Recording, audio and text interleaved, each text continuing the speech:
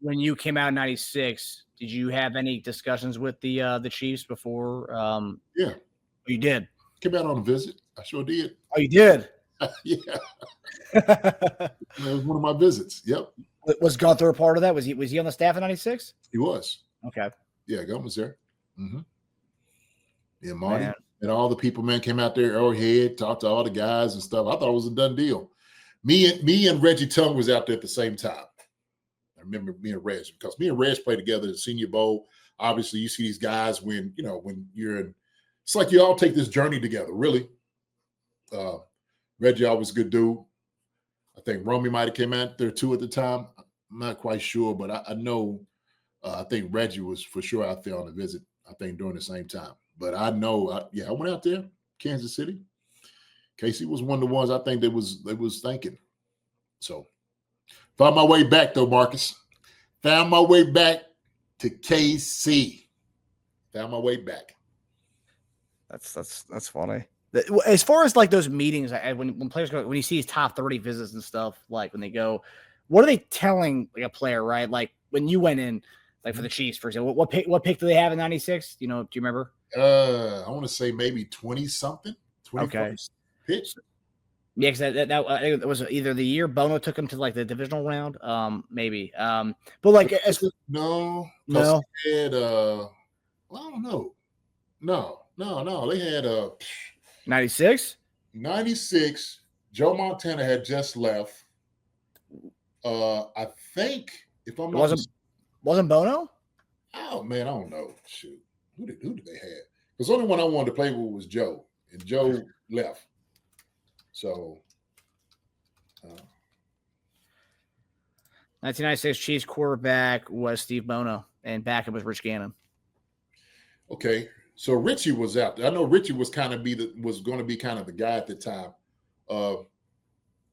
Yeah. So I'm for sure with Bono. Hey, now G-Pick, Bono's a guest of the show. Okay, he's a friend of the show, buddy. Good people, man. Come on, G-Pick. He's been on the show many times. Hey, come on, relax there. Yeah. Bono, good folks. Gannon was a better QB. Yeah, Rich, man. Yeah, but if you look at numbers wise, yeah, I think Gannon definitely dominated Bono's numbers. But yeah, they're both solid quarterbacks. Right. Oh, yeah. No, it was. But those visits, you kind of get in.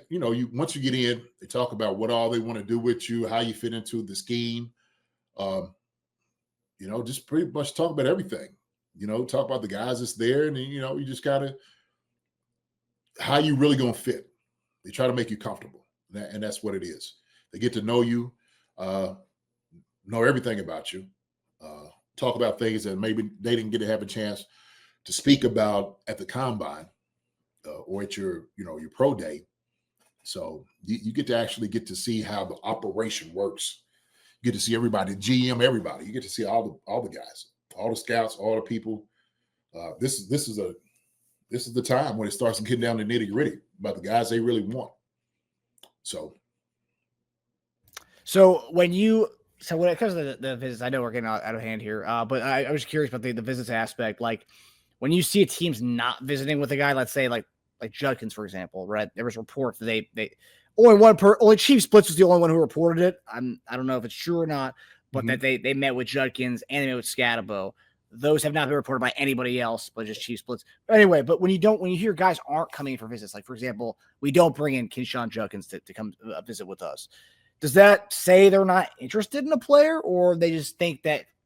Does that more mean like they've already done their due diligence, they know enough about it, they want to bring in someone they haven't really talked to yet, kind of thing? What does that mean? Do you think that top 30 visit really places a more emphasis on interest level, or no? Does that correlate to interest, or no? It correlates to interest, but I think it's where they feel like a guy's going to be slotted, like a guy might be available. So other guys, they might think, well, he might not be here. If we had to move it to go get a guy, they might not be willing to do it. So what is the realistic thought process a guy's going to be here for this? And so they'll have like obviously their first few picks. I think that's what they're bringing in. That's the guys first like 3 rounds or whatever. So that's why I said me and Reggie was taking, I think, first round that year. She was talking about, who was that? Laura was talking about Donnie Edwards drafted 4th. Yeah, me and Donnie came in together. So Donnie was a really good pick. Donnie fell because of his back. There was a back issue, I think, with Donnie. Said he was undersized, man, but Donnie could play some ball. No question about it, you know. So you hear all these different things. You hear all these different things with guys. But I think guys that they're really serious about, that they have a chance and opportunity to get, maybe first or second round, third, they're bringing in. That's the real interest. So. Interesting. Yeah, I'm just curious because how teams prioritize their visits, they do. So. Yeah, but shoot, if they don't have to bring in certain guys. They already know, like, shoot, man, he's available. We're gonna get him. Then they had to bring him in. Because sometimes some guys like, man, I didn't even know that was on their radar. Yep, he was. Because they, like you said, they got this board right here. They got these big boards all around them with names, scenarios, all of that. You know, when you go in the war room, you'll see it. You know, all these guys, top 5, what we get in here. You know, we trade out for this guy. Who are we gonna get? It's a big deal. It's a big deal. Yeah, because I was looking at their list, and it's like mostly guys who are projected to be UDFAs they've met with, which is interesting, right? Like that they're meeting with UDFA guys. So I guess obviously when the draft's over, they want to make sure they get, if they're going to prioritize, you know, offering like guaranteed cash to some of the UDFAs. That's like that's maybe interesting that they're prioritizing those kind of guys because maybe they haven't had a lot of chance to meet with them at the combine or at their pro days, or didn't get a chance to go to their pro days because, you know, they're not prioritizing the UDFAs, so they bring them in for visits, and I think that's interesting. Yeah, I mean, shoot, because you tell a team like, well, shoot, if you undrafted, we like to have you. You know, it just happens to fall that way. Obviously, every guy wants to be drafted. So, but yeah, if you had a chance, we could talk to you. We want you to be here. You know, and that's the reality. That there's going to be a lot of really good players that won't be drafted. A lot of good players this year, but probably a need for us to be able to get. So, yeah. Who's they say they don't like Scatterboo? Beach 303. Cam Scatterboo scares me. I hope we don't draft him. Some people are scared away by his 40 time. Yeah. You know what a good 40 time? It's that man right there, Keyshawn Judkins. Kid Juddy, baby. Kid Juddy. Kid Juddy. There it is. They locked in, baby. They on a mission. That's amazing. Yeah. Well, it just tells you they are like they're locked in on it. But like you had Hollywood who didn't play the whole season last year, and then you have Rasheed who they got her week 3 of the season. So it's like there's a lot there for those two guys to really get a taste. They lost a year of football essentially. Yeah, that's right. And you know all about that when you lose a year or two of football, like that hunger that first year. I mean, Jenny, can you talk about your first year, that hunger that you felt when you first came back, like after that missing a couple of years of football? I mean, man, I'm sure you were shedding Chris Jones tears on the sideline. Oh, dude, I was just happy to come back and play ball. You know, I didn't know, from the injury, how long it was going to be. You know, knees swelling up. Didn't have the chance to come out there, an opportunity. I said, man, I'm not going to take not one snap, not one play, not one practice for granted. Not one. And when I came back, man, for all the marbles, for all the fire.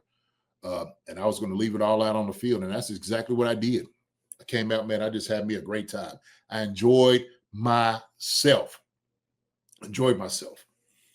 And it just absolutely restarted my career. The passion that I had, that I lost because of injury, because of, being, released, going somewhere else, going to I needed new beginnings. It was something that was needed. I needed that in my soul. I found myself in Kansas City, baby. That's where I found myself. And I tell you what, who came and got me. It was Gunther Cunningham. Gunn came and got me, called me up, talked to him. He said, man, I wanted you here since I seen that you was going to be a free agent.